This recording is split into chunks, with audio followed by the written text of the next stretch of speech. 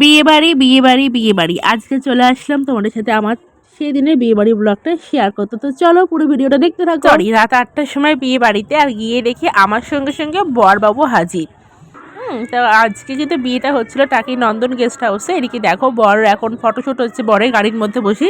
তো আমি বর দেখে সোজা এখন যাচ্ছি কনের কাছে, মানে আমার বান্ধবীর কাছে। ওখানে গিয়ে ওকে গিফটটা দেবো, তারপর দেন আবার নিচে আসবো।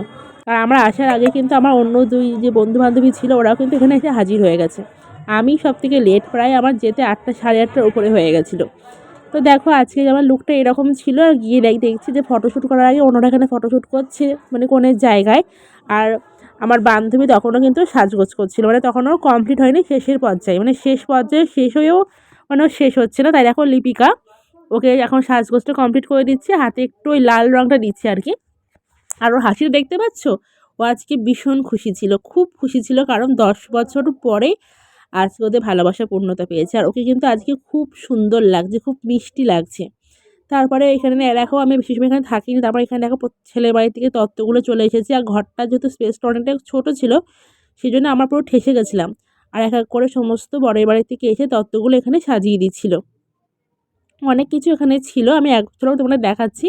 আর আজকে কিন্তু আমরা সবাই মিলে ভীষণ আনন্দ করেছি। প্রথমত অনেক দিন পরে একটা বিয়ে বাড়ি পেয়েছি, আর দ্বিতীয়ত বান্ধবীর বিয়ে বলে কথা। এদিকে দেখো সমস্ত তত্ত্বগুলো ওরা কিন্তু এখানে সাজিয়ে রেখেছে। তারপরে গাড়ির মধ্যে থেকে ফটোশ্যুট হওয়ার পর তারপর বড় এখানে ফটোশ্যুট হচ্ছে। তারপরে আমরা চলে গেছিলাম খেতে।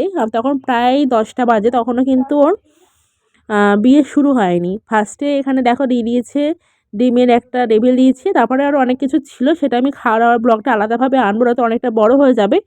এখানে দেখো প্রথমে সাদা ভাত, ডাল, বেগুনি, আর প্রত্যেকটা রান্নায় কিন্তু খুব সুন্দর হয়েছিল। প্রত্যেকটা পকোড়া, কফি থেকে শুরু করে প্রত্যেকটা রান্না কিন্তু এখানে দারুণ হয়েছিল।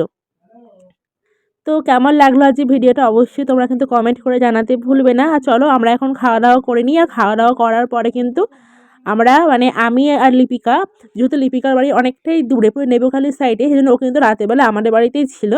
আর যাওয়ার পথে ওকে একটু এখানে বইমেলা এখান থেকে ঘুরিয়ে নিয়ে গেলাম। এখন কিন্তু আর বইমেলা নেই, এটা ভাঙা মেলা হয়ে গেছে। এখানে তখন প্রায় বাজে 10:30 পৌনে 11টা মতন। তখন কিন্তু মেলা কিন্তু উঠে গেছে, বন্ধ হয়ে গেছে। দেখো পুরো ভাঙা মেলা। তো আর বললো যে চল একটু ঘুরে আসি, দেখিয়ে নিয়ে আসি। জাস্ট আমি এখান থেকে ঘুরে কিছু সময় ছিলাম, তারপর কিছু ফটো টটো তুলে ওর তারপরে কিন্তু চলে গেছি। তো চলো আজকের মতো, তো এখনকার মতো টাটা।